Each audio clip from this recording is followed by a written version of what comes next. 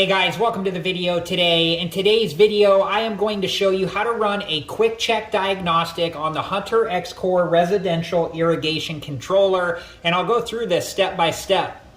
This quick check diagnostic will look for wiring problems and let you know if it finds any. But before we begin, I wanted to let you know that I do have other Hunter X-Core residential irrigation controller videos and sprinkler system repair videos, and I'll link those videos and playlists at the end of this video. And if you're interested and have time, please check those playlists out. And make sure to refer to your Hunter X-Core owner's manual and programming instructions for all the specifics on this process. You want to make sure that the dial is in the run position.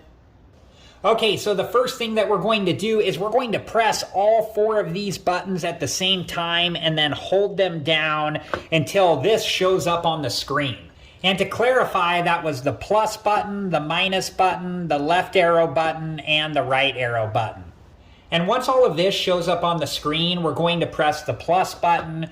And then once you do that, it will go through the quick check diagnostic process. And if it does find any issues, it will let you know by showing you the station number and ERR briefly on the screen. And after the quick check diagnostics have run, it will return back to the normal watering schedule that you have set up. And if during the quick check diagnostic process you did get a station number with the ERR symbol, that would let you know that you have some type of issue between the Hunter X-Core residential irrigation controller and the valve. There could be a short with the wiring connection or the solenoid itself, and you would have to decide what you're going to do from there, whether you're going to try to hire a sprinkler repair professional or if it's something that you want to troubleshoot further yourself. All right, guys, well, that's it for this video, and I hope it's been helpful, and thank you so much for watching.